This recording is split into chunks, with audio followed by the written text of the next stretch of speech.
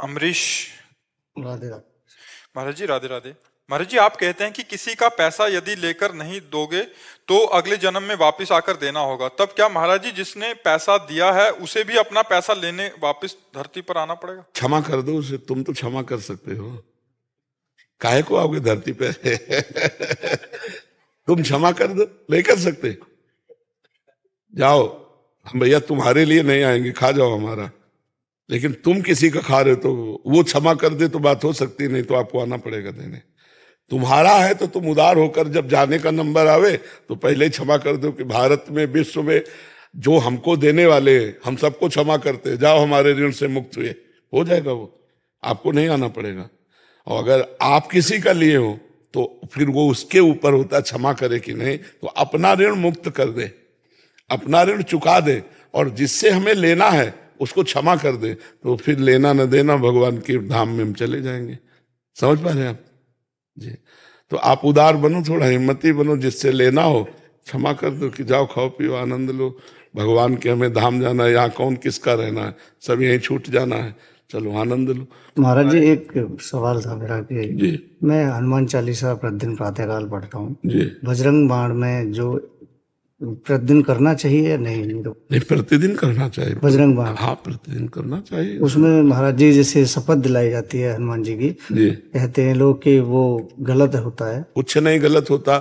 हनुमान जी को शपथ दिला के भावना करो कि हमारे हृदय में राम चरणों में प्रीति हो, तुम्हें कसम है इस बात की, राम रसायन तुम्हारे पास आ, जानकी जी ने तुम हाथ जानकी जी ने तुम्हें दिया ना, राम रसायन तुम्हारे पास आ, तो राम जी के चरणारविंद की भक्ति हमारे हृदय में प्रकट हो, ये आपको शपथ है।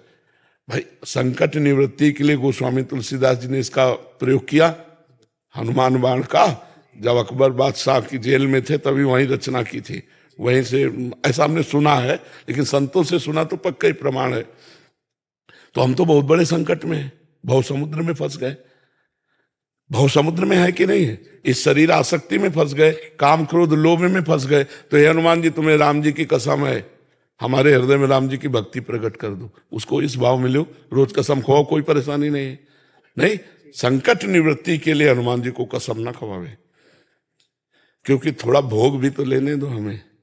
वहां था भगवान राम का प्रताप उदय होने की बात कि कोई चमत्कार दिखाओ, उनका हमें कोई चमत्कार नहीं आता, हम तो राम राम कहते हैं, उनका बार बार हमारा उपहास कर रहे हो, जान लो दिल में। तो जो ये हनुमान बाण की रचना करके गान किया तो लाखों बंदर ईंट से ईंट बजा दिया, और बोले भारी चमत्कार है उसी बाबा जी का है। तो हनुमान जी उस समय केवल गोस्वामी जी ने यही कहा था, मैं सिया राम जी का दास हूं। हे हनुमान जी, मुझे अपनी कोई बात नहीं, लेकिन प्रभु के दास की अपमान वृत्ति आप भी सह सकते हो क्या? तो हनुमान बाण की रचना की तो सब चमत्कार प्रकट हो गया।